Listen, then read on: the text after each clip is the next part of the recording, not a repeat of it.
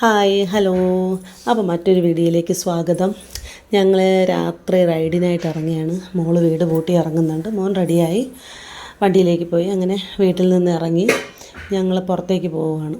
പോകുന്ന വഴികളെല്ലാം അലങ്കാരപ്പണികൾ. സിറ്റിയിലേക്ക് പോകാമെന്ന് വിചാരിച്ചിരുന്നു. പക്ഷേ സിറ്റിയിൽ ഈ പറഞ്ഞതുപോലെ ഇപ്പോൾ ഭയങ്കര തിരക്കായിരിക്കും. പാർക്കിംഗ് സൗകര്യം അങ്ങനെയുള്ള ഭയങ്കര പ്രശ്നം ഉണ്ടാവും.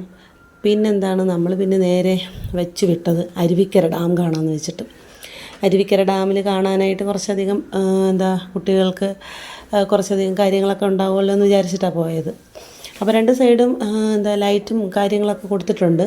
പിന്നെ അവിടെ വലിയ തിരക്കൊന്നുമില്ല. അപ്പോൾ ഞാൻ പാർക്കിങ്ങിൻ്റെ കാര്യം ബുദ്ധിമുട്ടാവും എന്ന് വിചാരിച്ചു. പക്ഷേ പാർക്കിംഗ് ഒന്നും വലിയ കുഴപ്പമില്ല, ധാരാളം സൗകര്യം ഉണ്ടായിരുന്നു. പിന്നെ ലൈറ്റും കാര്യങ്ങളൊക്കെ ഇട്ടിട്ടുണ്ട്. പിന്നെ അവിടെ എല്ലാ വർഷവും ഓണ പ്രോഗ്രാമിൻ്റെ ഭാഗമായിട്ട് അവർ ഈ ഓണത്തിനെന്താ വിപണന ഇതൊക്കെ വയ്ക്കും. അങ്ങനെയൊക്കെ കുറച്ച് കാര്യങ്ങളൊക്കെ ഉണ്ട്. എല്ലാ വർഷവും ഉള്ളത് തന്നെയാണ്. പിന്നെ പാർക്കൊക്കെ അലങ്കരിച്ചിടും. അത് നല്ല രസമാവുമെന്ന് വിചാരിച്ചിട്ടാണ് നമ്മൾ പോയത്. അപ്പോൾ അവിടെ പറഞ്ഞതുപോലെ തന്നെ എല്ലാ കാര്യങ്ങളും ചെയ്തിട്ടുണ്ട്. നമ്മൾ മേളിൽ നിന്ന് നോക്കുമ്പോൾ തന്നെ താഴെ നല്ല ദൃശ്യങ്ങൾ കാണാൻ പറ്റുന്നതാണ്. പക്ഷേ ഇപ്രാവശ്യം ജെയിൻറ്റ് വീലില്ല. അതൊഴിച്ച് ബാക്കി റൈഡൊക്കെ വന്നിട്ടുണ്ട്. ഓൾമോസ്റ്റ് കൊച്ചു കുട്ടികൾക്ക്, എനിക്ക് തോന്നുന്നു 5-6 വയസ്സ് വരെയുള്ള കുട്ടികൾക്ക് കളിക്കാൻ പറ്റുന്ന എല്ലാ റൈഡുകളും അവിടെ ഉണ്ടായിരുന്നു. പിന്നെ പാർക്കും ഉണ്ടല്ലോ, ഇതായിരുന്നു എൻ്റെ ധാരണ.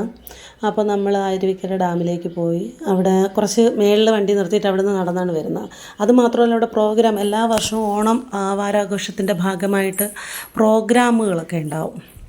മിക്കപ്പോഴും അവിടെ ഗാനമേള, ഡാൻസ്, അങ്ങനെ എല്ലാ കലാപരിപാടികളും ഉണ്ടാവും. അപ്പോൾ വലിയ ആൾക്കാരില്ലെങ്കിൽ കൂടി എന്നിരുന്നാലും കുഴപ്പമില്ല. പിന്നെ സ്റ്റാളുകളൊക്കെ വന്നിട്ടുണ്ടായിരുന്നു. നമ്മൾ കോളിഫ്ലവറും മുത്തിൻ്റെ ഫേവറേറ്റ് ഐറ്റമായ പാനിപൂരിയൊക്കെ വാങ്ങിയായിരുന്നു.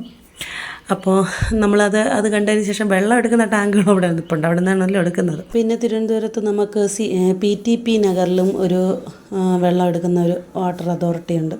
അവിടെ നിന്നും അരുവിക്കരയിൽ നിന്നാണ് സിറ്റിയിലേക്ക് വെള്ളം കൊണ്ടുവരുന്നത്. പിന്നെ പ്രോഗ്രാം നടക്കുന്നുണ്ട്. നമ്മൾ ജസ്റ്റ് അതുവഴി പോയപ്പോൾ കണ്ടു എന്നുള്ളതല്ല. കയറി ഇരിക്കാനുള്ള സൗകര്യമൊക്കെ അവർ ചെയ്തിട്ടുണ്ട്. പക്ഷെ അതിനൊന്നും മെനക്കെട്ടില്ല. പിന്നെ ചേട്ടന് പനിയായതുകൊണ്ട് പുള്ളിയും വളരെ സൈലൻ്റായിരുന്നു. പിന്നെ അതുവഴി ഇങ്ങനെയൊക്കെ നടന്നു. പാനിപൂരി അതും ഇതൊക്കെ വാങ്ങിച്ച് കഴിച്ചു. അതൊക്കെയാണല്ലോ ഇതിൻ്റെയൊക്കെ ഒരു രസം. പിന്നെ രണ്ട് സൈഡിലും വായി നോക്കാനായിട്ടുണ്ട്. പിന്നെ നമ്മൾ ഡാമിൻ്റെ സൈഡിലേക്ക് പോവുകയാണ്. അമ്പലത്തിൻ്റെയും ഡാമിൻ്റെയും സൈഡിലേക്ക്. അവിടെ കുറച്ചധികം ലൈറ്റ് അറേഞ്ച്മെൻറ്റ് മാത്രമല്ല, കുറച്ച് സാധനങ്ങളിങ്ങനെ വിൽക്കാനും ഒക്കെ വെച്ചിട്ടുണ്ട്.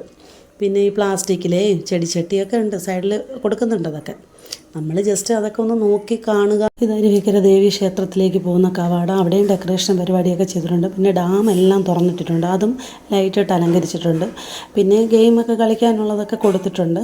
പിന്നെ കുട്ടികൾക്ക് കളിക്കാനുള്ളതാണ്. പിന്നെ പാർക്കിലോട്ട് ഞങ്ങൾ ഇറങ്ങി. പാർക്കിലോട്ട് ഇറങ്ങിയപ്പോൾ ഡാം എല്ലാ ഷട്ടറും തുറന്നിട്ടിട്ടുണ്ട്. നല്ല വെള്ളമുണ്ട് അത്യാവശ്യം.